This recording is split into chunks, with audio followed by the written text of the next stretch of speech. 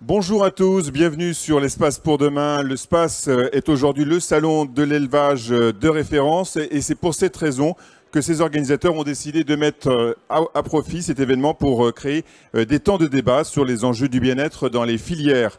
Aujourd'hui, nous nous intéressons aux bovins avec cette question: comment la filière s'engage pour le bien-être animal? Nous en parlons ensemble avec nos invités que je vous présente tout de suite. Marie-Lise Le Guinic, docteur vétérinaire, Chambre d'agriculture de Bretagne. Vous avez une mission santé-bien-être. Bonjour Marie-Lise. Bonjour. Également à vos côtés, Ronan Le Denmat, éleveur et président du comité régional bâtiment. Bonjour Ronan. Bonjour. Également à mes côtés, Marie-André Luerne, éleveuse et membre du CNIEL. Bonjour. Voilà, et puis également à vos côtés, Marie-André, il y a Jean-Vincent Bioret, équipementier, et qui a le nom Bioret directement dans son nom. Donc vous portez Bioret, on va dire directement chez vous. Bonjour, oui, tout à fait. Merci. Et puis également, de l'autre côté de la table, Pascal Lebrun, président de la branche lait d'Agrial Eurial. Bonjour Pascal. Bonjour. Alors, avant de commencer le débat, nous vous proposons en introduction le témoignage d'une éleveuse sur son exploitation. Nous allons dans le Morbihan à la rencontre de Bernadette Pedrono. Elle nous parle du bien-être animal au sein de son exploitation. Un petit reportage de 3 minutes et on se retrouve tout de suite.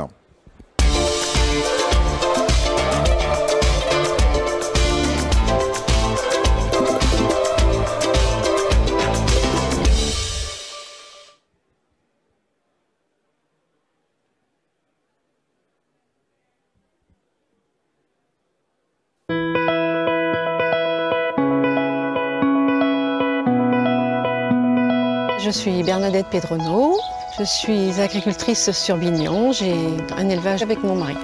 L'exploitation en ce moment compte à peu près 80 hectares pour une bonne cinquantaine de vaches et la suite, c'est-à-dire une quarantaine de génisses. On produit principalement des fourrages et quelques céréales en surplus qui sont vendues à l'extérieur pour avoir la paille.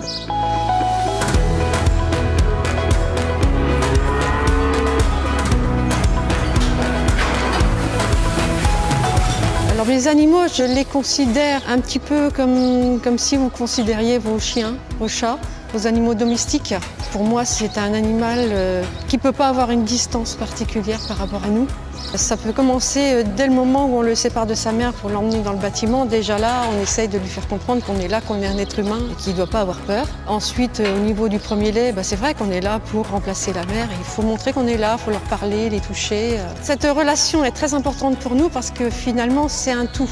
Si l'animal, si on le laisse devenir un peu plus sauvage, pour l'attraper, ça va être compliqué. Pour l'emmener en salle de traite, ça va être compliqué. Est-ce que ça peut jouer sur la production? Il est vrai qu'un animal plus calme va nous lâcher son lait plus facilement. C'est quand même beaucoup plus facile. Il y a beaucoup moins de risques. Ça joue sur le côté santé de l'animal et le nôtre aussi, puisque finalement, on se met en sécurité.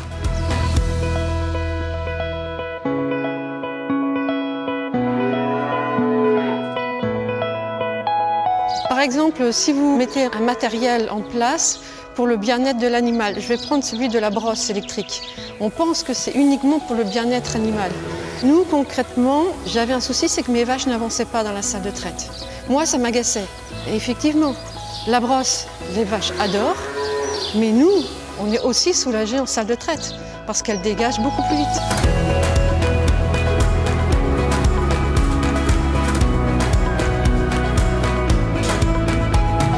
Cette prise de conscience, là, je pense qu'il y a beaucoup de gens qui n'ont pas, mais moi je suis sûre qu'il y a des choses que je ne l'ai pas non plus, tout simplement parce qu'on est tête dans le guidon. Il y a des choses qu'on ne voit plus, il y a le côté financier qui nous empêche de le faire, et au bout d'un moment, on s'est mis des œillères et on fait ce qu'on a à faire et point.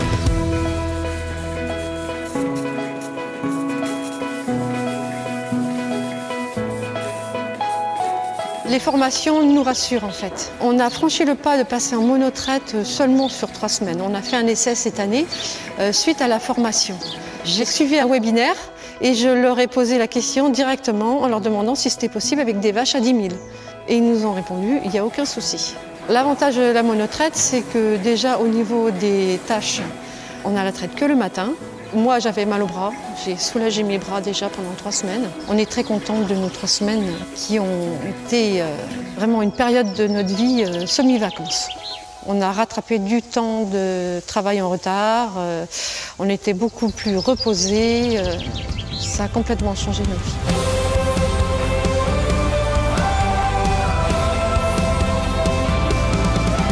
Mon métier, je le vis très bien parce qu'on est très épanouis. On a la relation qu'on veut avec les animaux, on a les critères techniques qu'on veut pour produire, même si quelquefois le prix ne suit pas. On aimerait pouvoir faire d'autres investissements supplémentaires, mais en attendant, je crois qu'on a trouvé notre équilibre.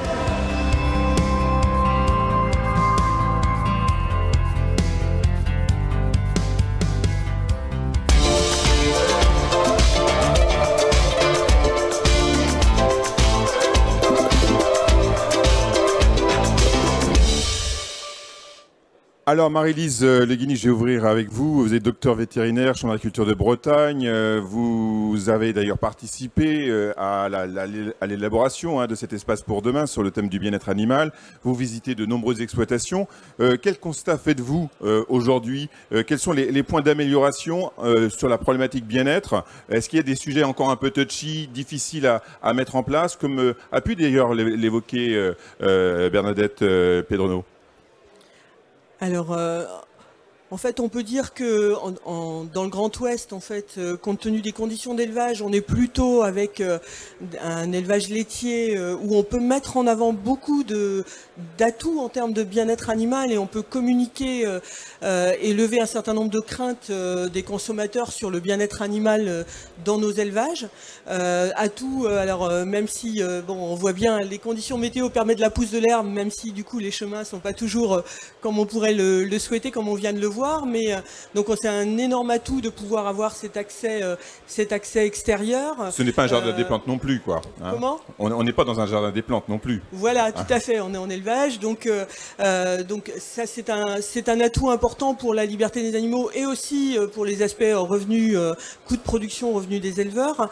On a donc des éleveurs qui ont choisi aussi d'être au contact des animaux. Être éleveur, c'est déjà respecter au moins les 4 premières libertés de la définition du bien-être, puisque être éleveur de vaches laitières, enfin être éleveur d'une façon générale et de vaches laitières en particulier, ça veut dire bien alimenter, bien abreuver les animaux. Le confort. Le confort, de ne pas avoir d'animaux en mauvaise santé. Donc tous ces paramètres-là sont forcément respectés pour que l'élevage fonctionne. Alors, et donc après, 5. Voilà, donc il peut rester des controverses. Alors les controverses, c'est parfois sur le comportement naturel de l'espèce. Donc le comportement naturel d'une vache laitière, c'est d'être en troupeau. Donc là, il n'y a pas de souci. C'est donc d'avoir de l'exercice, alors qu'il soit intérieur ou extérieur. Donc on voit que là, il y a cette possibilité d'exercice qui est offerte à l'animal dehors lorsque les conditions le permettent et dedans lorsqu'elles ne peuvent pas sortir. Et puis donc il y a une controverse autour de la relation mère-veau, mais je pense que Bernadette illustre de façon excellente cette question-là en fait en élevage laitier. En élevage laitier, un veau qui va devenir, qui va avoir une carrière de laitière, il va être dans l'élevage pendant de nombreuses années, il va être amené à être manipulé régulièrement. Il faut que la relation de confiance se crée rapidement. Donc dans l'élevage, la séparation précoce, si l'éleveur y prend soin et remplace la mère comme l'a très bien expliqué Bernadette, eh bien c'est les bonnes conditions aussi pour que tout cela se passe bien. Ensuite, on dirait que sur la dernière décennie, comme chez les hommes, en fait, chez les hommes, les plans douleurs, ils datent seulement du début du 21e siècle, tout petit peu avant. Eh bien, de la même façon, en élevage, on a pris en charge les pratiques douloureuses, où on améliore les soins lorsqu'il y a de la douleur. Donc, c'est des points de controverse qui s'éteignent un peu parce que les pratiques se sont aussi améliorées. Et comme je répète, tout comme dans l'espèce humaine.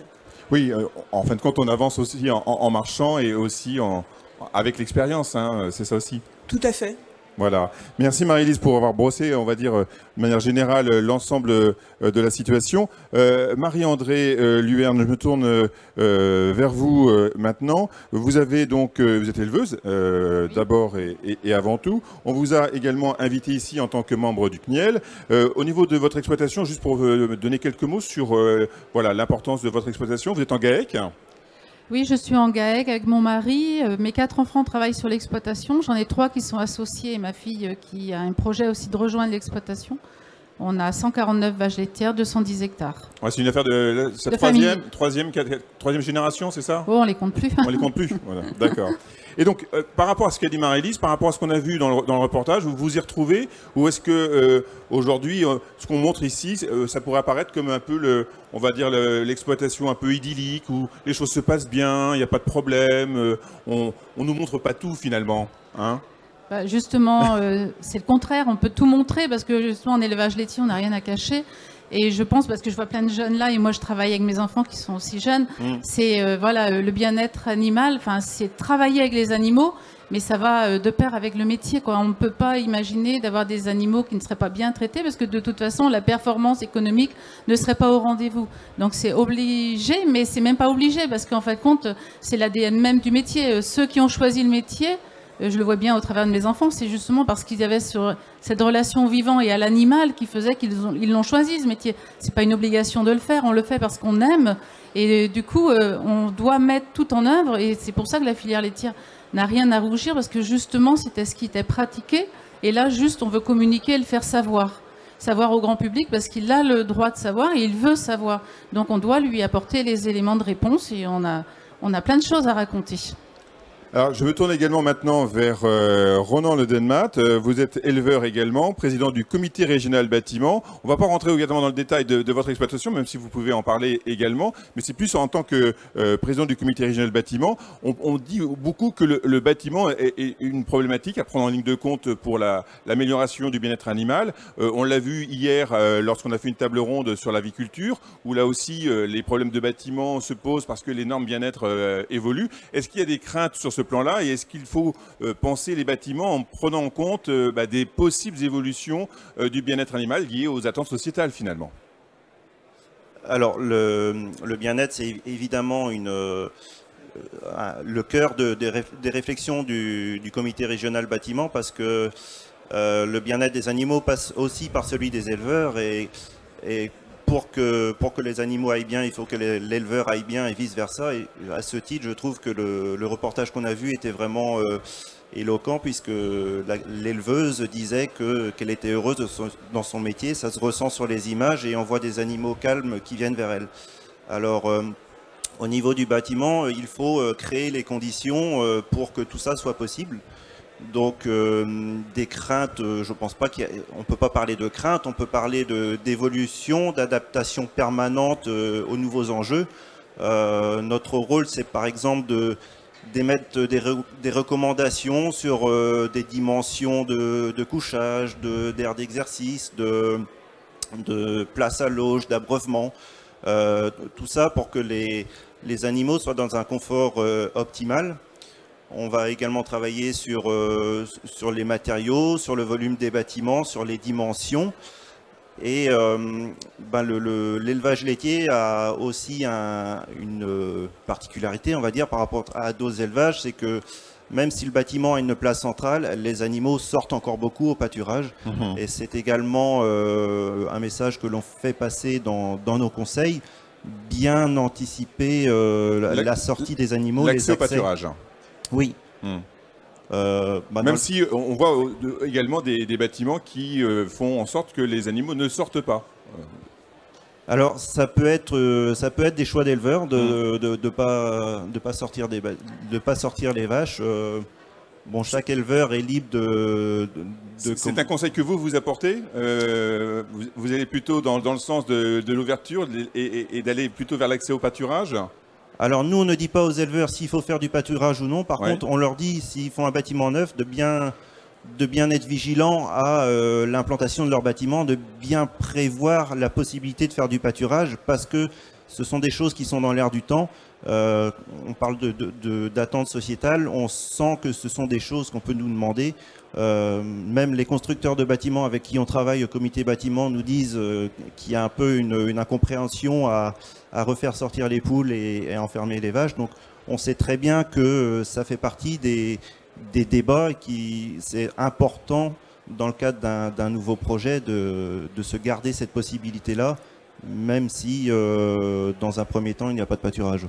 D'ailleurs, vous dites vous-même qu'il faut concevoir les bâtiments, non pas en fonction des robots, mais en fonction justement de l'évolution possible des évolutions sociétales, de la réglementation et des normes et autres. Mais en tout cas, il ne faut pas construire le bâtiment en fonction du robot, quoi.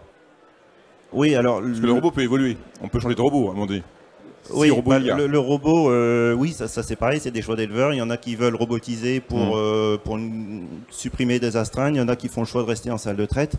Mais de toute façon, c'est pas l'outil qui doit être au cœur de la réflexion d'un bâtiment. Ça, c'est évident. C'est l'éleveur dans sa façon de travailler, dans comment il se projette, comment il veut que sa journée se passe, comment il imagine la contention de ses animaux pour être en sécurité.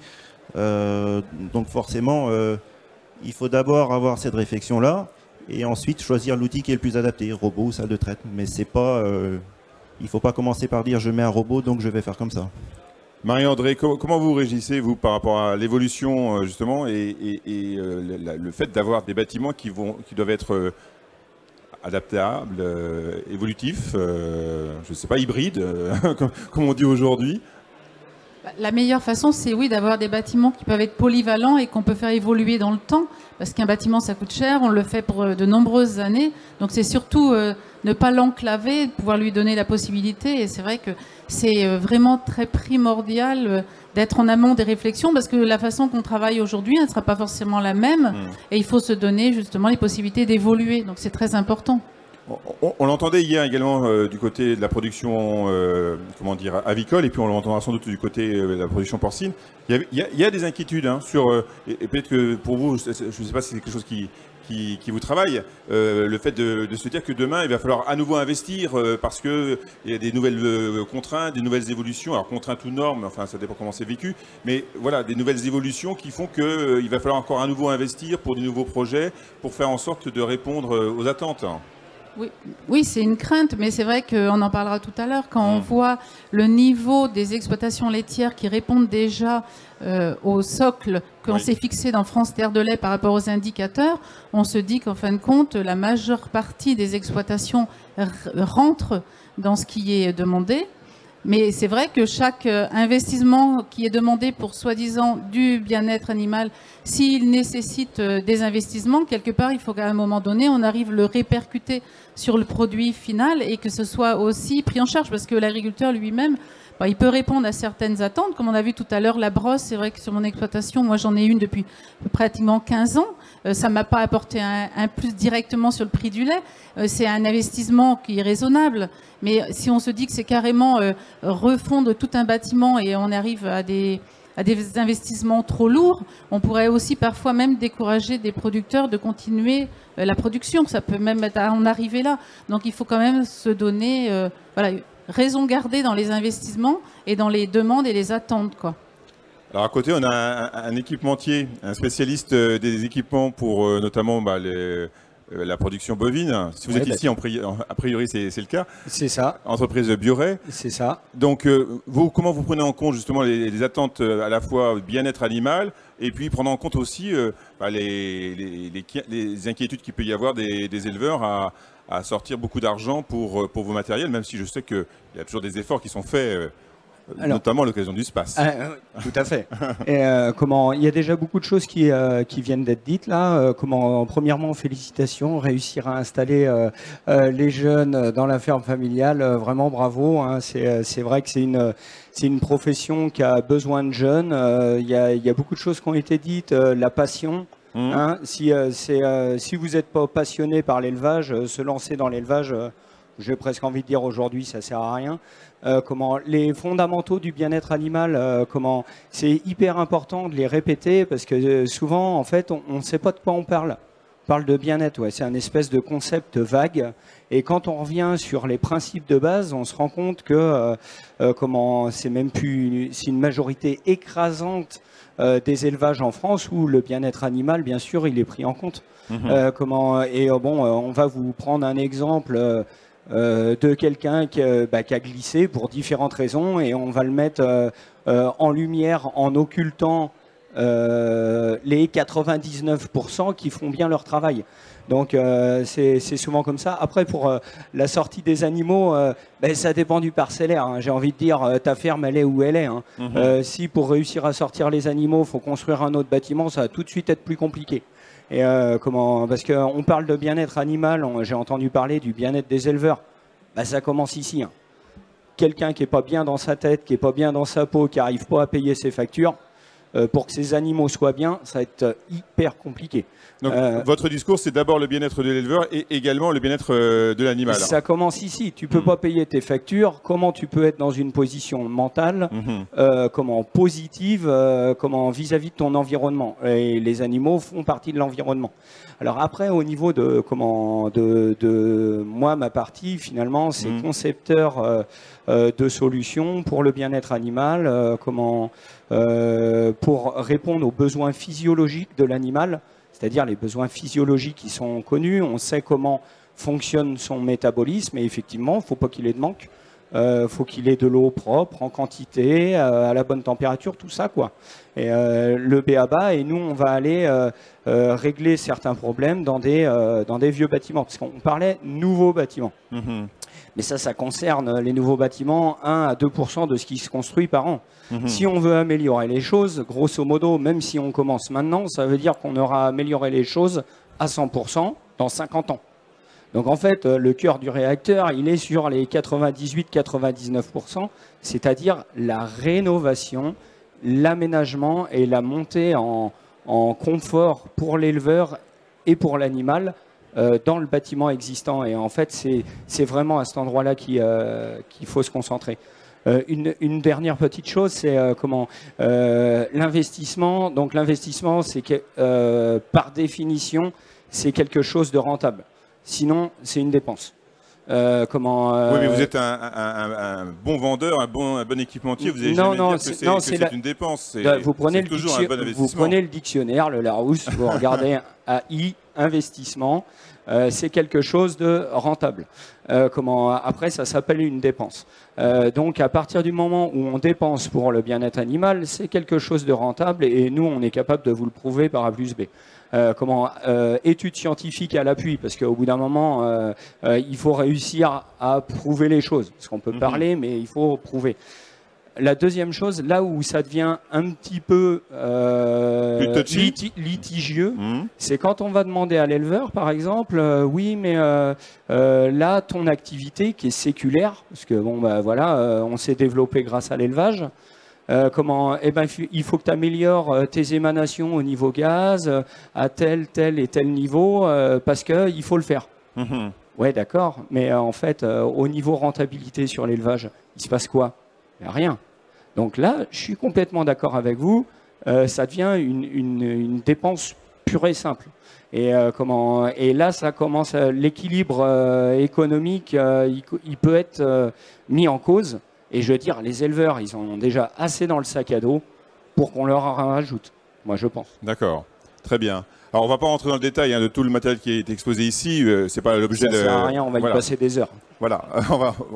Et puis, c'est pas l'objectif. Donc, on va aller maintenant de l'autre côté de cet échange avec Pascal Lebrun. Vous êtes président de la branche lait d'Agrial Eurial. Alors, aujourd'hui, on attend quelque part une réponse de la grande distribution et puis également de la distribution au niveau du lait. Quelle est aujourd'hui un petit peu votre position par rapport au bien-être animal? Quand on a échangé, vous m'avez dit attention à la course à l'échalote. Qu'est-ce que vous vouliez dire par là? Donc déjà, il y a beaucoup de choses qui ont été dites par rapport aux attentes du bien-être animal. Je pense que déjà, la priorité, c'est le bien-être de l'éleveur avant tout, quoi. Et puis ce qui est aussi, je partage complètement, quand il y a investissement, il faut qu'il y ait un retour sur l'investissement. Alors forcément, au niveau de l'interprofession, Marie-André va peut-être y revenir tout à l'heure, il y a bien un plan de filière qui est dessiné, avec forcément les 4 collèges qui sont autour de cette table. Et donc autour de cette table, il participe désormais la grande distribution. Et pas que, puisqu'il y a aussi la restauration collective, et puis toute la restauration avec les grossistes. Je pense que derrière tout ça, cette montée en gamme, comme on peut le définir, je pense qu'il faut qu'elle soit partagée, et il faut que les acteurs de la grande distribution en prennent conscience, que la société donc ait une demande sociétale, et il faut que le consommateur, dans son acte d'achat, à un moment donné, il va bien falloir aussi qu'il en prenne conscience et qu'il va falloir qu'il y contribue, quoi, puisqu'il y a des améliorations qui sont nécessaires et on le fait régulièrement dans nos élevages. Hein, mais par contre, derrière tout ça, il y a un socle commun sur lequel je m'appuie fortement pour ne pas dériver, quoi. Et quand je vous ai parlé de la course à l'échalote, c'est que certaines enseignes, pour se démarquer de leurs concurrents, voudraient un petit peu plus. Et le risque, c'est qu'on monte toujours et qu'au bout du bout, le consommateur, il ne faut pas se leurrer. Hein, on voit bien ce qui se passe tout de suite sur beaucoup de filières segmentées, où à un moment donné, le consommateur, il zappe, il évolue dans son mode de consommation. Donc moi, je le dis une nouvelle fois, il faut se battre sur ce socle commun et ne pas le dériver, et que la grande distribution partage bien. C'est pour ça aussi qu'au niveau, il y a eu beaucoup de concertations de fait pour expliquer les choses, hein, et d'ouvrir nos fermes, comme l'a dit Marie-André, c'est important, on n'a rien à cacher dans nos exploitations, que le consommateur et que la société voient ce qu'on leur pratique, puisque ça a été dit, hein, 99,5% des producteurs de lait ou des producteurs de production, enfin dans l'ensemble des productions animales, le font bien leur métier, quoi. Et si on est éleveur, c'est qu'on l'a choisi, c'est qu'on a envie de le faire et on le fait bien. Alors forcément, ça a été dit, et je vous l'ai dit l'autre jour aussi au téléphone, les normes qui existaient il y a 25-30 ans, elles ont évolué. Et c'est comme tout, ça évolue. Donc on doit aussi, nous, et notre rôle au niveau de la coopérative, c'est d'accompagner aussi justement ce changement. Donc on est toujours en démarche de progrès, on le fait, et le monde agricole n'a fait que de progresser dans ses pratiques depuis de nombreuses années, et on continue. Donc il y a cette transition, cette démarche de progrès sur laquelle on participe et on accompagne nos adhérents. Et c'est pour ça que une nouvelle fois, au niveau de la grande distribution, soyons prudents, n'allons pas plus vite de ce que demande la société, et accompagnons et ouvrons nos fermes et montrons ce qu'on fait bien, quoi. Parce qu'on l'a vu cet été, il y a eu beaucoup de propositions de lait bio avec notamment différents produits qui étaient proposés sur le marché. Et puis finalement, ça ne s'est pas vendu parce que ça coûtait 1,20 € alors que, en gros, la brique de lait est à 0,75 €. Donc on s'est retrouvé là avec beaucoup de lait bio là, sur les bras. Donc il y a à la fois des envies de la part de la grande distribution, de segmentation avec différents produits nouveaux. Et puis on se retrouve finalement à côté de cela avec des produits qui restent en rayon parce que finalement le consommateur n'est pas prêt à payer. Enfin, en fait, ça vous pose question quand même, parce que en tant que membre du CNEL. Oui, ça me pose question. C'est le fait que le citoyen veut des choses, mais le consommateur, quand il fait ses courses, il arbitre aussi avec les moyens financiers qu'il a et il fait des choix. On lui donne à disposition, mais c'est lui qui est l'arbitre au final, parce qu'il sera produit ce qui est acheté. Et c'est vrai que l'histoire du lait bio nous montre bien la réalité. C'est que il faut de l'offre, mais il faut que l'offre corresponde à ce qui est vraiment attendu.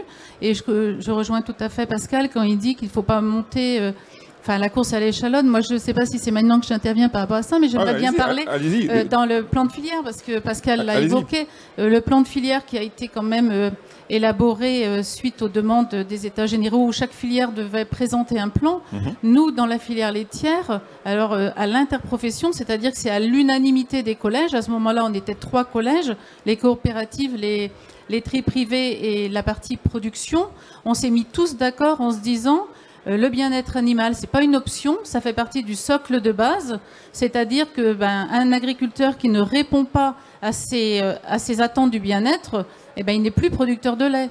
Donc on a mis la barre très haute parce qu'il y avait déjà la CBPE, on savait déjà, Charte des bonnes pratiques agricoles, on savait déjà comment travaillaient les agriculteurs.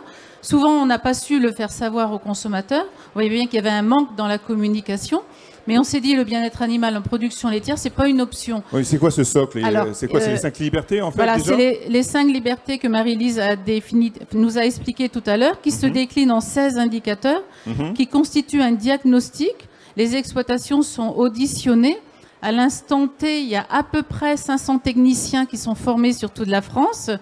Et il y a déjà eu des tests en exploitation. Pour l'instant, il y a 3417 tests qui ont été faits sur un échantillon représentatif sur la ferme France, et on a déjà des résultats où on peut dire que on a des niveaux. Alors le niveau excellent, on arrive à 18% des exploitations, c'est-à-dire qu'il y a tout ce qu'il faut, voilà, ils sont au taquet, tout est pris en compte. On a au niveau 3 qui s'appelle le niveau supérieur, on arrive à 59%. On a 19% qui sont au niveau 2, on dit que là il y a des marges de progrès qui sont identifiées et les pistes seront données à l'agriculteur pour pouvoir évoluer dans leurs pratiques. Ça ne les exclut pas, mais ça leur donne les pistes qu'il faut améliorer. Hein. Ça peut être différent, l'abreuvement, la santé, l'ambiance. C'est les critères qui sont pris en compte. Et on a à l'instant T 48% qui sont hors course, qui ceux-là, on se dit que c'est pas ça. 48, ça peut pas faire. Non. Prenez votre micro, Maryse.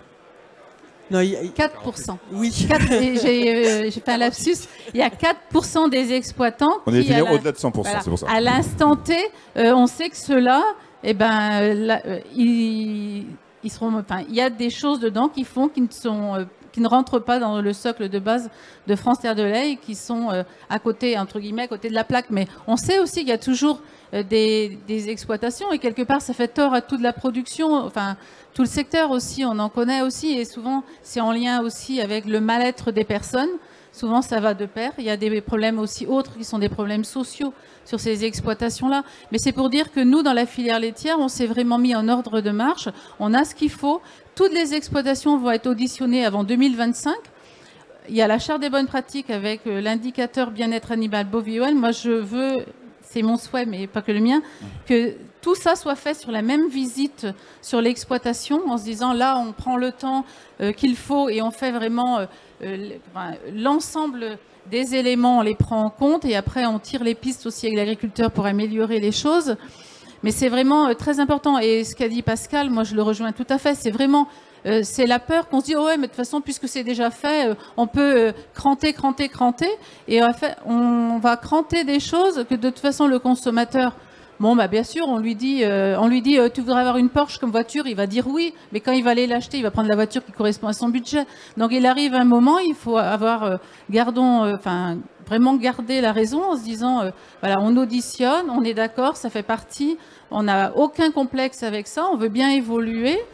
Dans les pratiques, pour ceux qui en ont besoin, on va les accompagner, on va changer les pratiques de certaines personnes, oui, mais ne pas faire du marketing ou utiliser juste pour se démarquer d'une enseigne de distribution à une autre, en nous prenant, nous, les éleveurs, en otage, bon, tout en n'apportant rien de plus aux animaux. Mais Marie-André, et également question qui est posée à vous tous, quand vous parlez de ce socle, est-ce que ce socle, il est exactement en adéquation avec les attentes du consommateur? Est-ce que c'est exactement ça qu'il veut?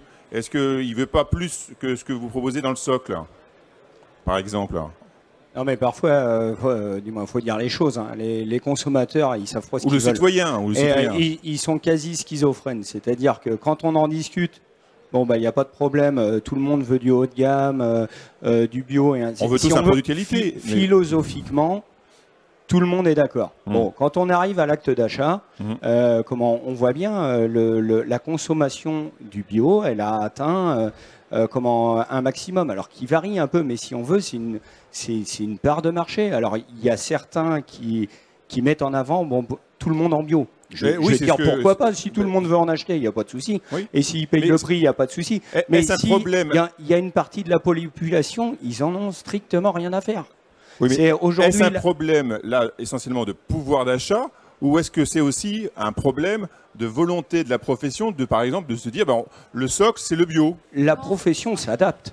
Non, le socle, c'est pas le bio. Le socle, c'est de la segmentation. On n'a rien contre la segmentation. C'est comme une pyramide. Non, mais je suis d'accord, mais est-ce qu'on pourrait imaginer que demain, le socle, parce que certains le proposent, même dans les candidatures présidentielles. On est sûr que de toute façon, ça ne marchera pas. Parce qu'on n'ira pas chercher de valeur. Ouais. Alors, Maryse. Le socle, il a l'avantage de s'appuyer sur une démarche scientifique, validée, reconnue au niveau européen, qui a été mise en place par des scientifiques spécialistes du bien-être au niveau européen.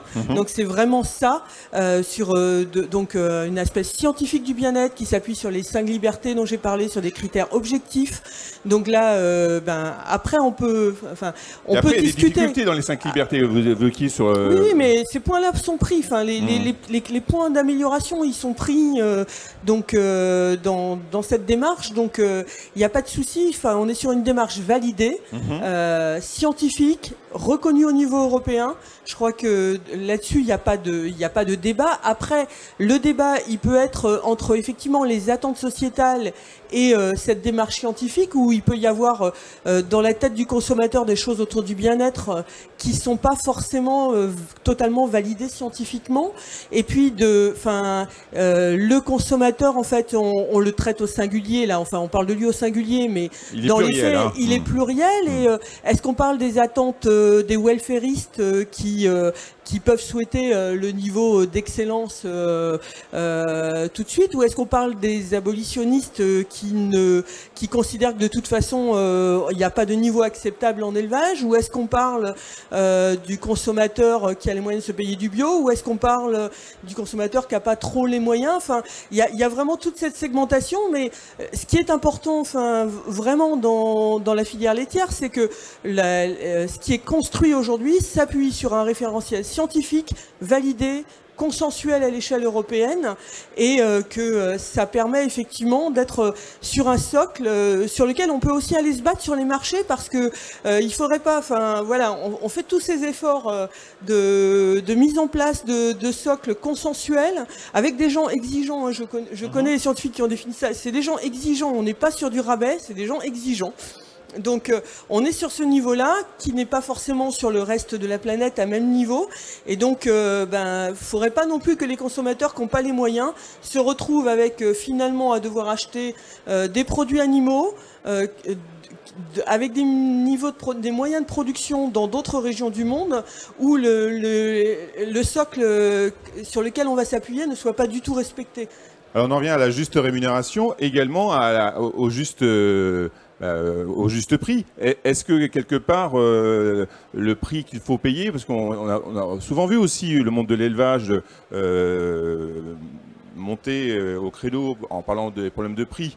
Donc est-ce que aussi il y a aussi un rôle de la part de la distribution qui doit faire aussi qui doit accompagner, vous parliez de démarches de progrès, d'évolution et autres. Est-ce que c'est pas suffisamment pris en compte? Est-ce que ça reste encore beaucoup, on va dire, des paroles et pas encore suffisamment des actes? Enfin, moi, je vous spécialement. Hein. Ouais, mais enfin, faut pas qu'on rentre surtout dans le débat du prix. Moi, je voudrais revenir sur ce qui a été dit. Ce qui était important, c'est sur ce socle commun, quoi. Oui. Les principes fondamentaux, ils sont là. Pourquoi peut-être on en est arrivé là, c'est que nous, agriculteurs, vivons heureux, vivons cachés, quoi, quelque part, et on n'ouvrait pas assez nos fermes, mais quelques personnes ont imaginé plein de choses dans leur tête, quoi. Donc là, et ça a été dit par Marie-André, donc il y a un diagnostic qui peut être apporté dans toutes les exploitations, et c'est ce qu'ils sont engagés, et puis pouvoir prouver par des chiffres ce qui est fait. Après, donc dans cette partie justement exigence supplémentaire peut-être, c'est d'arriver à avoir ce retour sur investissement. Si c'est des abreuvoirs qui manquent, généralement ça se traduit par des litres de lait supplémentaires, quoi. Si c'est un couchage plus confortable, c'est pareil, c'est une vache qui va se sentir mieux, qui va produire aussi plus, quoi. Voilà, quoi. C'est tout ça. Et bien souvent, voilà, on arrive à avancer de cette manière-là. Après, dans l'acte du citoyen, et une nouvelle fois, donc on ne pourra avoir des éleveurs, quand on parle du bien-être de l'éleveur avant du bien-être de l'animal, le bien-être de l'éleveur, il se traduit aussi. Alors forcément, on peut débattre longuement sur le prix, quel est le juste prix du litre de lait, etc. Je ne veux surtout pas rentrer là-dedans. Par contre, la juste rémunération, et la juste rémunération arrive aussi par justement le citoyen, qui arbitre au dernier moment, hein, mais malgré tout, les exigences sociétales, qu'elles soient au niveau du bien-être animal ou autre, au niveau de l'environnement, il y a un coût, et il faut aussi que la grande distribution, puisque la question qui m'était posée était par rapport à la grande distribution, arrête cette guerre des prix, quoi. Il faut aussi qu'on arrive, et on ne pourra pas passer autrement, alors c'est peut-être un gros mot, mais l'inflation des produits alimentaires, on ne pourra pas passer à côté si on doit répondre à toutes ces exigences, qu'elles soient animales ou environnementales, quoi. Donc à un moment donné, arrêtons cette fameuse guerre des prix et demain, allez, mettons un cran supplémentaire, quoi, voilà, quoi. Et on arrivera à trouver le bien-être de l'éleveur bien dans sa peau et qui avance, quoi, voilà. Et on encourage aussi, on peut débattre longuement sur le bien-être de l'éleveur et de l'animal, quoi. Et de l'animal. Mais oui, et d'ailleurs, on en parle déjà depuis 20 ans ici, sur cet espace, pour vous dire que vous avez toute votre place pour 20 ans encore à venir. Alors, on continue. Vous vouliez peut-être réagir, Marie-André? Moi, je voulais réagir parce qu'en fin de compte, souvent aux consommateurs, on ne dit pas ce qu'on fait. On l'a interrogé en disant qu'est-ce qu'il pense de la ferme laitière française. Il dit, oh là là, des fermes à 100 vaches. Et quand on dit, mais non, la réalité, c'est des fermes autour de 60 vaches. Déjà, son idée, c'est qu'une ferme, c'est forcément 100 vaches. Donc, on voit bien qu'il y a un décalage parce que quelque part, on n'a pas assez expliqué ce que l'on fait. Donc, on a besoin d'expliquer ce que l'on fait parce qu'on est très proche de ce que veut le consommateur. Bien sûr, la ferme des 1000 vaches, on en a entendu parler, il n'en veut pas. Mais ce n'est pas du tout notre modèle à nous. On a des fermes majoritairement familiales. On a des fermes laitières sur tout le territoire qui sont souvent, quasiment tout le temps liées au sol et très peu lié au pâturage et à la sortie des animaux. On a vraiment la ferme laitière que le consommateur veut quand on lui pose la question. La seule chose, c'est que ce modèle-là, il est en danger. Il est en danger parce que justement, par rapport à la rémunération, si on n'y gagne pas sa vie, on n'y vient pas au métier, quoi. Et on a besoin de renouveler. Plus de 50% des producteurs de lait ont plus de 50 ans, c'est-à-dire que d'ici 10 ans, 1 litre sur 2 va changer de main. Moi, je dis toujours ou pas. Parce que je les regarde, les jeunes, et je dis c'est eux qui seront là demain. Et en fin de compte, ils ne vont pas venir vers un métier qui n'a pas une belle image, qui ne rémunère pas, qui ne répondent pas à leurs attentes. Donc voilà, c'est ce défi-là de renouvellement des générations qui est important, mais on a vraiment en France ce que le consommateur plébiscite. Donc ne gâchons pas ce que l'on a de mieux, peut-être en France, je ne vais pas décrier les autres filières, ni les autres. Moi, je ne veux pas opposer les systèmes en disant le bio, c'est mieux, c'est ceci, c'est cela. Non, on a besoin de tout, parce que comme l'a dit Marie-Élise, faut nourrir tout le monde. Et tout le monde a droit d'avoir de la qualité. Et la qualité, c'est d'abord la sécurité alimentaire, d'avoir de l'alimentation saine et sûre. Et on doit apporter ça à chaque citoyen et à chaque Français. Donc on a vraiment tous les atouts, et on a, en plus dans notre région à nous, on a le climat en plus, donc on a vraiment tous les atouts pour faire perdurer une belle filière, mais moi je dis attention, elle est en danger par la pyramide des âges et la rémunération des agriculteurs et de ceux qui pourraient se projeter dans le métier. Oui, un mot. Oui, concernant le climat, nous on fait pas mal de formations. On fait 2/3 de notre chiffre d'affaires à l'export dans plus de 65 pays. Et quand on fait nos formations, donc bien-être animal, ainsi de suite, j'ai l'habitude de dire qu'on vit dans un paradis sur terre pour vaches dans l'Ouest. Parce qu'on a les températures, l'herbe qui pousse, du moins, tout y est.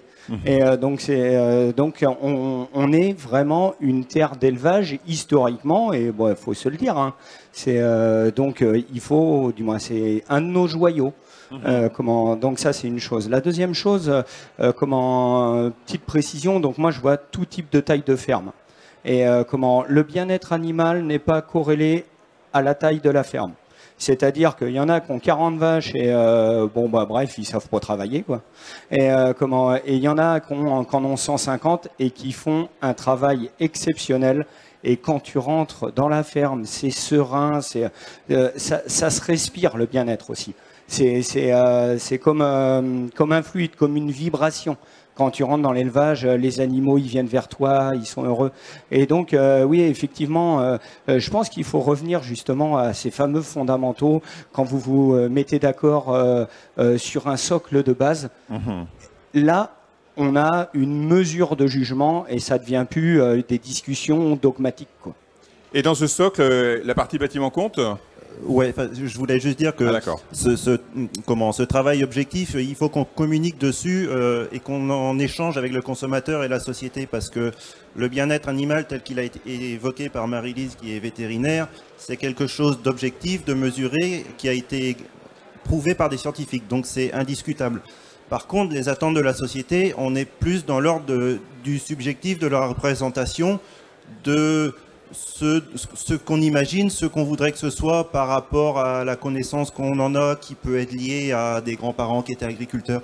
Donc il faut vraiment faire le lien entre les deux pour qu'il n'y ait pas de malentendu, qu'effectivement il y a des troupeaux de 150 vaches où tout se passe très bien, et ne pas faire circuler d'idées fausses, et surtout ne pas demander des choses aux producteurs, aux agriculteurs qui sont inutiles ou qui ne vont rien apporter finalement au bien-être des animaux, qui vont juste être des dépenses, comme on disait au départ.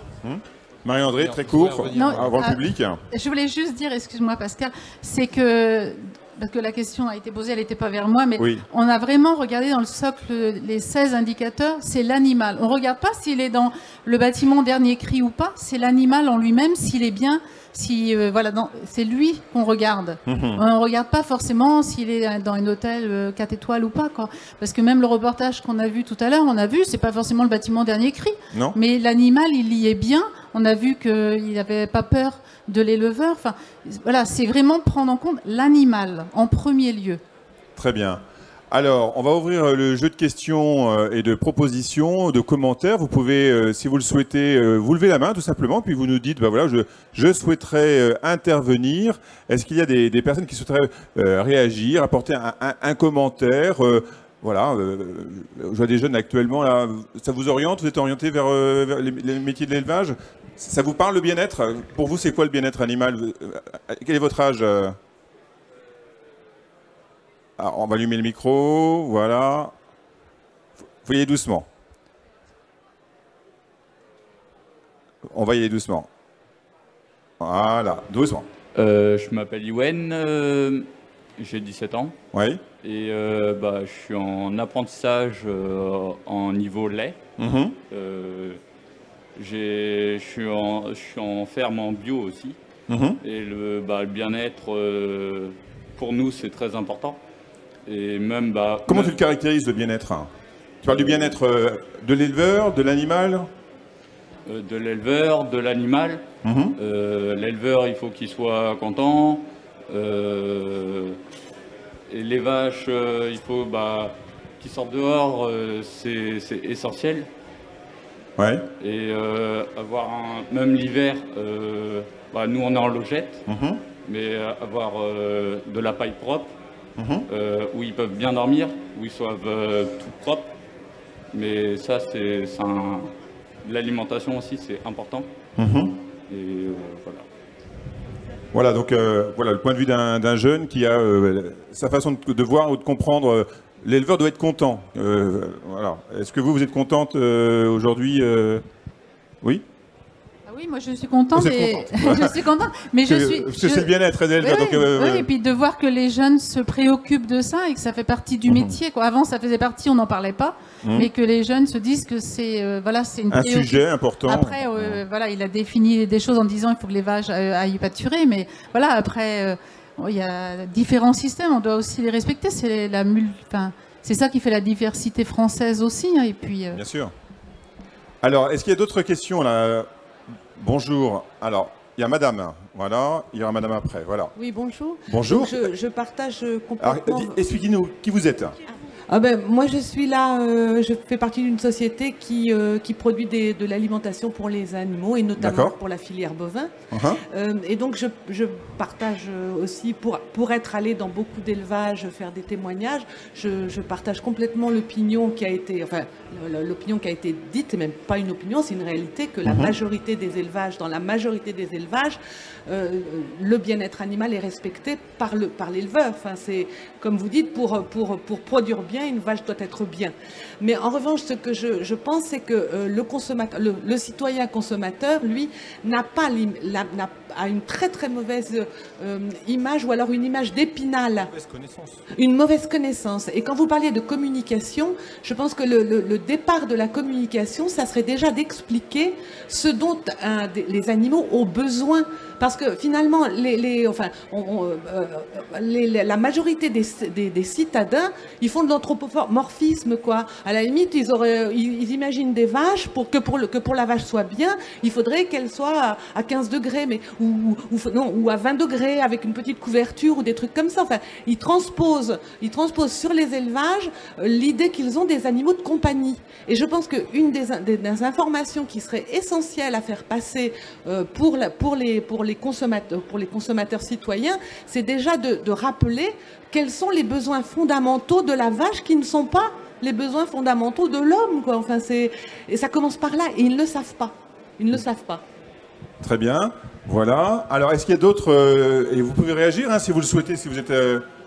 oui, Jean-Vincent Bien. Complètement d'accord. Alors ça, en fait, ça s'est passé sur une génération, parce que il y a 20 ou 30 ans, finalement, tout le monde avait un cousin, un grand-parent ou un parent qui était dans l'agriculture, donc on connaissait. Et aujourd'hui, il y a une ou deux générations où les gens, ils ont perdu la connexion avec l'agriculture, et effectivement, ils le fantasment. Et je suis complètement d'accord avec vous. Quels sont les besoins? Et juste pour moi j'ai un bouvier bernois. Donc c'est un gros chien de 45 kilos. Ils sont adorables. Et mais sa température de confort, elle est comme la vache laitière, 5 à 7 degrés Celsius. Donc si tu le gardes, quand il fait chaud, il se planque à la cave.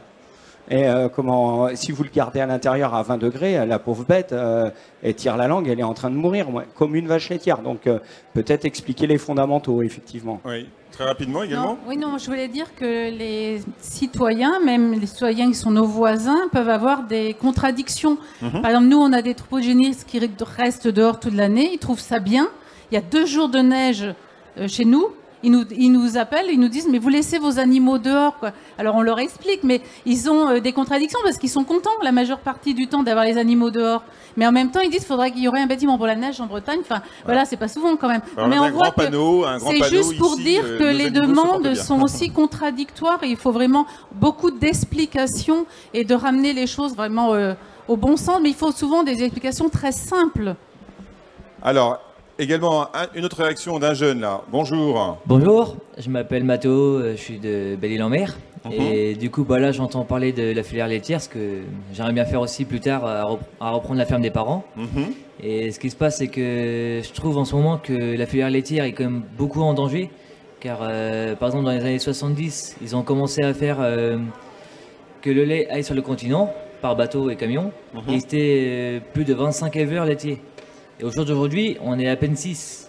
Donc c'est quand même que le monde agricole commence à diminuer fortement à cause des images agribashing et tout ce qui peut suivre, comme les 214 qui viennent par exemple dans les fermes, filmer des vidéos. Certes, des fois, certaines bêtes sont dans la vidéo.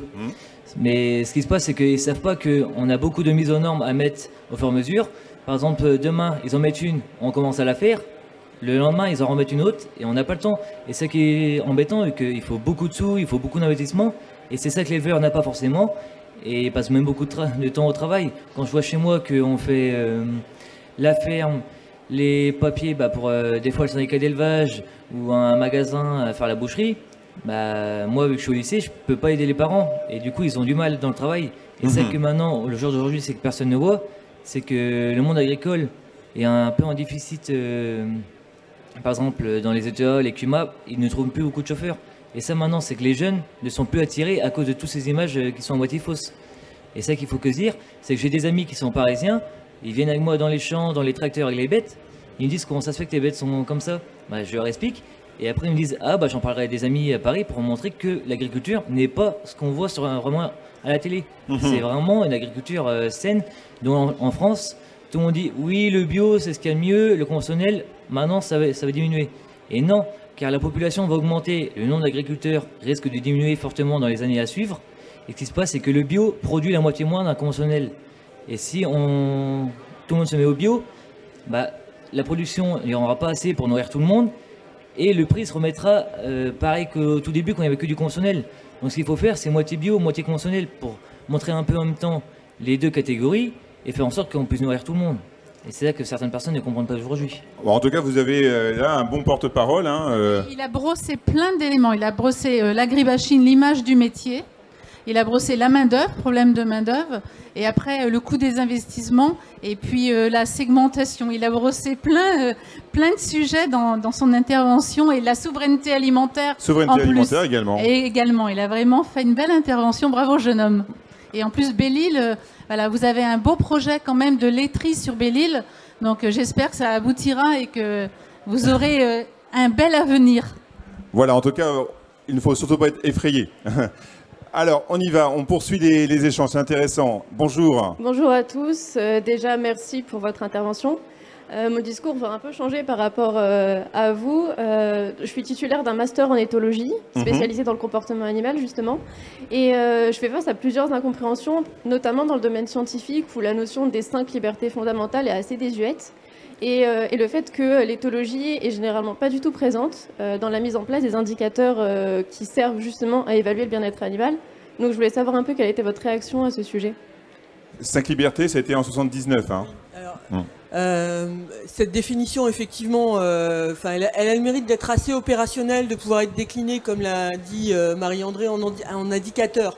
Donc ça permet du coup de faire un travail opérationnel au travers, donc ça a été Welfare Quality qui est repris dans Boviwell.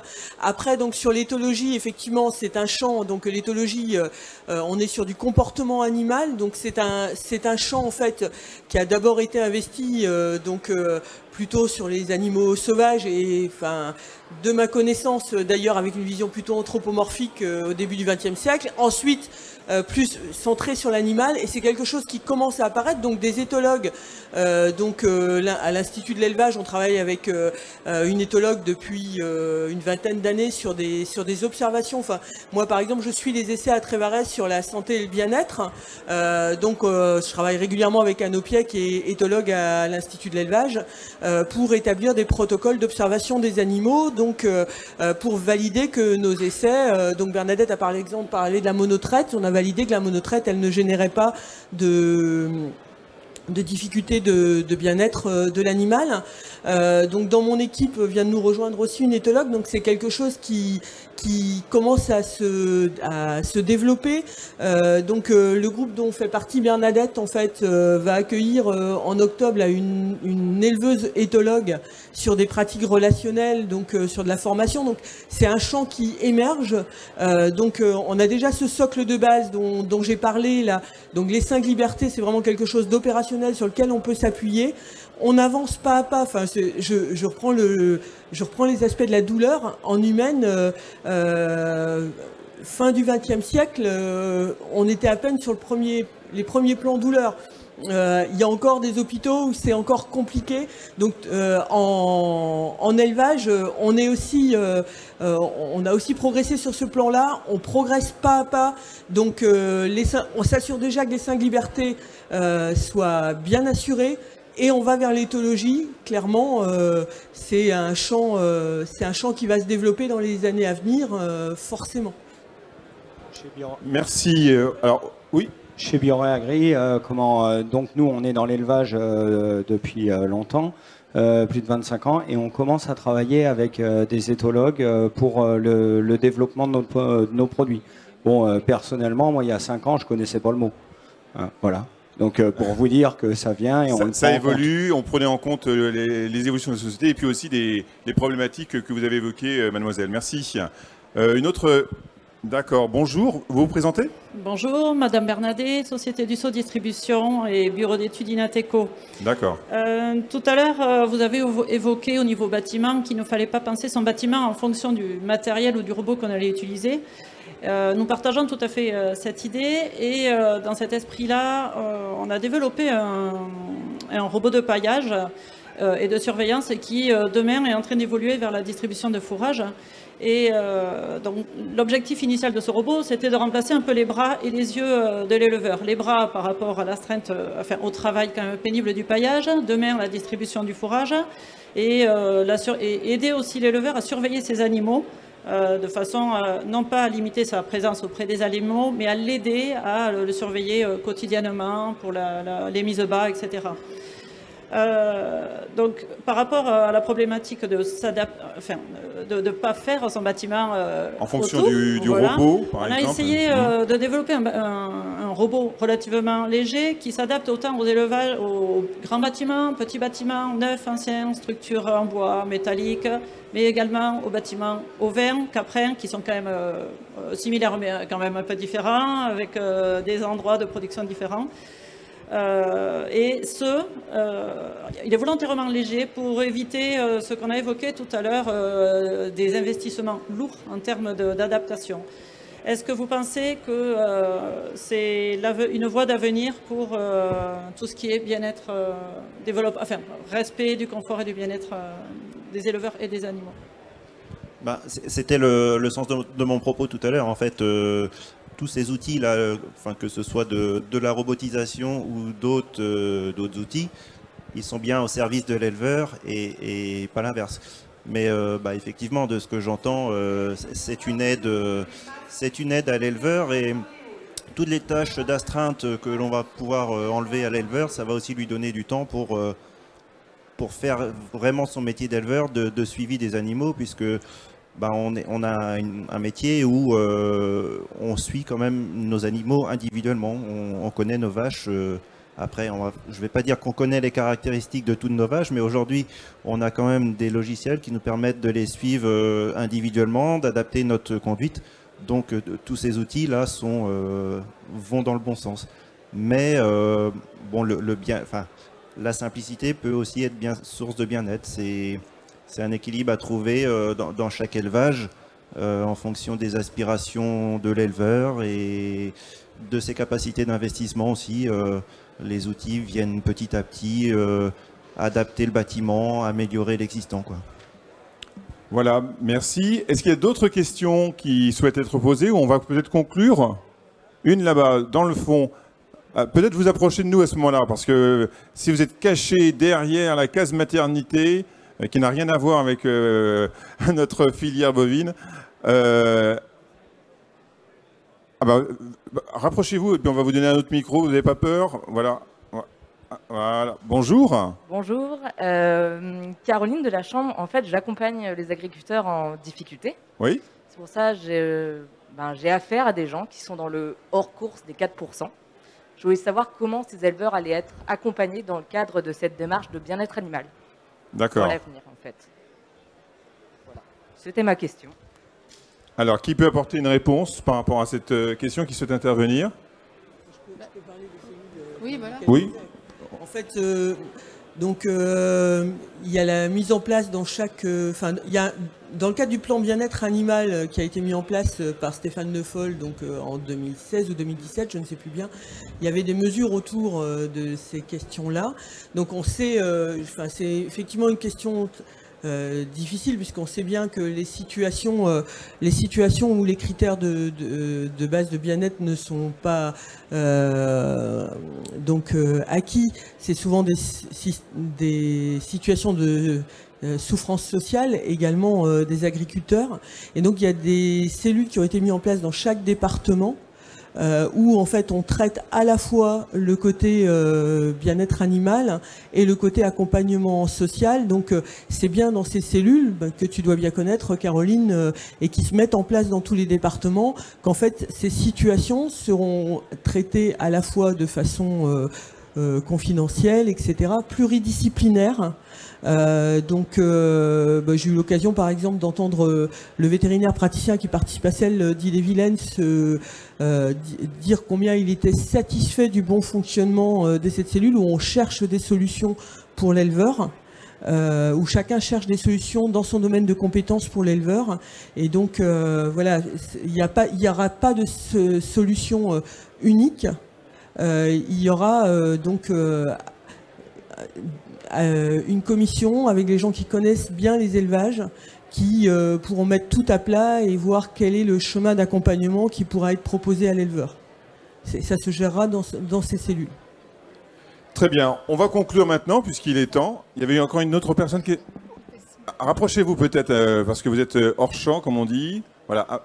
Ah oui, si vous souhaitez poser une question, il faut être pas trop près de l'enceinte. Avancez vers nous, voilà. Bonjour. Bonjour. Présentez-vous. Lucie Leclerc de la société Pâte Blanche Nutrition. Peut-être, comme je suis arrivée en cours, avez-vous abordé le sujet pendant la table ronde. Mais moi, je me demandais si, dans ce bien-être animal qui fait partie du débat, vous preniez en compte également le devenir des veaux de la filière laitière. Alors, on l'a abordé, c'est vrai, en ouverture, mais c'est vrai qu'on peut rentrer plus dans le détail, puisque même ici, on expose des solutions pour, justement, notamment les niches à veaux et autres, et on s'occupe également de la problématique bien-être liée à la séparation, notamment du veau de sa mère. Hein. Moi, je voudrais dire qu'au niveau du CNIEL, on travaille dans Ecopile avec la filière lait, le CNIEL, avec aussi Interbev, justement, sur le devenir des veaux laitiers, parce que c'est quelque chose qui nous importe. On a investi aussi dans une ferme de recherche dans le Morbihan, la ferme des Bouviers, où justement on essaye de trouver des itinéraires et puis des modes de production pour trouver justement un débouché. Nous, on se dit, chaque veau qui naît doit avoir une destination. Donc on travaille sur ce sujet-là. Et il y a aussi au niveau du CNIEL une concertation avec les ONG justement sur le sujet du veau. C'est vraiment un sujet très important pour la filière laitière, puisque voilà, on ne fera pas de lait si on n'a pas de veau. Donc c'est un sujet qui est vraiment très au sérieux, et voilà. Très bien. Et donc, voilà, juste en complément de ces essais qui peuvent être faits en ferme, on suit aussi et on travaille aussi avec des éleveurs qui développent des solutions, soit de vaches nourrices chez eux, donc avec des circuits courts. Et donc, on est aussi amené à discuter, par exemple, de l'impact de l'intervalle vélage-vélage. A-t-il un véritable impact économique sur les vaches laitières? Pas forcément. Peut-être qu'il faut inséminer un peu plus tard les vaches, avoir un peu moins de veaux à nourrir, ça fait un peu moins de boulot, ça fait un peu moins de veaux aussi. Donc voilà, on explore tout ça est mené en débat en fait. Et donc on a eu l'occasion par exemple à la ferme de Trévarez de présenter ces résultats-là pour amener ce type de réflexion lors des 50 ans de la ferme dernièrement. Voilà, merci à tous, merci à nos intervenants. Vous pouvez les applaudir d'être venus avec nous pour parler de la filière laitière, comment elle s'engage pour le bien-être animal. Il y avait Marie-Lise Leguinic, docteur vétérinaire chambre d'agriculture de Bretagne, Roland Ledenmat, éleveur président du comité régional bâtiment, Marie-André Luerne, éleveuse, membre du CNIEL, Jean-Vincent Bioret, équipementier exposant au SPACE, et puis Pascal Lebrun, président de la branche lait d'Agrial Eurial. À bientôt pour une nouvelle rencontre ici sur l'Espace pour demain, le temps du débat. Merci.